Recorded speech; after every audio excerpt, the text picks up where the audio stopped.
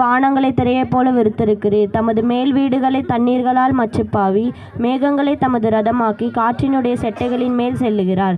தமது தூதர்களை காற்றுகளாகவும் தமது ஊழியக்காரரை அக்கினி ஜுவாலைகளாகவும் செய்கிறார். பூமி ஒருபோதும் நிலை பெறாதபடி அதன் ஆதாரங்கள் மேல் அதை ஸ்தாபித்தீர். அதை வஸ்திரத்தினால் மூடுவது போல ஆழத்தினால் மூடினீர். பர்வதங்கள் மேல் தண்ணீர்கள் நின்றது. அவைகள் உமது கண்டிதத்தால் விலகி ஓடி உமது குமுறலின் சத்தத்தால் விரைந்து போயிற்று.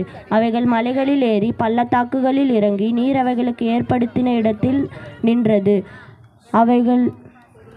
அவைகள் திரும்பவும் வந்து பூமியை மூடிக்கொள்ளாதபடி கடவாதிருக்கும் எல்லையை அவைகளுக்கு ஏற்படுத்தினீர். அவர் பள்ளத்தாக்குகளில் நீரூற்றுகளை வரவிடுகிறார். அவைகள் மலைகள் நடுவே ஓடுகிறது. அவைகள் வெளியின் ஜீவன்களுக்கெல்லாம் தண்ணீர் கொடுக்கும். அங்கே காட்டு கழுதைகள் தங்கள் தாகத்தை தீர்த்து கொள்ளும்.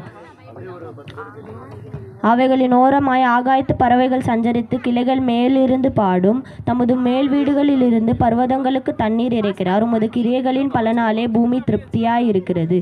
பூமியிலிருந்து ஆகாரம் உண்டாகும்படி அவர் மிருகங்களுக்கு புல்லையும் மனுஷனுக்கு உபயோகமான பயிர் வகைகளையும் முளைவிக்கிறார்.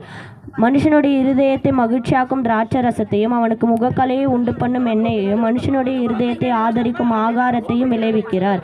கர்த்தருடைய விருட்சங்களும் அவர் நாட்டின லீபரோனின் கேதுருக்களும் சாரத்தினால் நிறைந்திருக்கும்.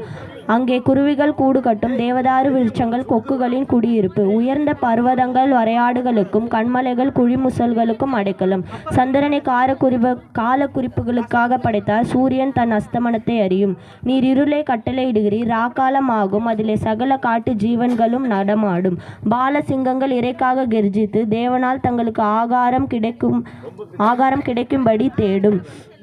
சூரியன் உதிக்கையில் அவைகள் ஒதுங்கி தங்கள் தாபரங்களில் படுத்து கொள்ளும். அப்பொழுது மனுஷன் சாயங்காலம் மட்டும் தன் வேலைக்கும் தன் பண்ணைக்கும் புறப்படுகிறான். கர்த்தாவே, உமது கிரியைகள் எவ்வளவு திரளாயிருக்கிறது!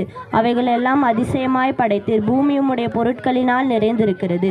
பெரிதும் விஸ்தாரமுமான இந்த கடலும் அப்படியே இருக்கிறது. அதிலே சங்கரிக்கும் சிறியவைகளும் பெரியவைகளுமான எண்ணிறந்த ஜீவன்கள் உண்டு. அதிலே கப்பல்களோடும் அதிலே விளையாடும்படி நீர் உண்டாக்கின திமிங்கலங்களும் உண்டு.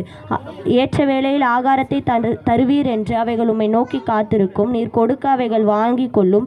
நீர் உம்முடைய கையை திறக்க அவைகள் நன்மையால் திருப்தியாகும். நீர் உமது முகத்தை மறைக்க திகைத்து நீர் அவைகளின் ஜீவனை வாங்கி கொள்ள அவைகள் மாண்டு தங்கள் மண்ணுக்கு திரும்பும். நீர் உமது ஆவியை அனுப்பும் போது அவைகள் சிருஷ்டிக்கப்படும். நீர் பூமியின் ரூபத்தையும் புதிதாக்கு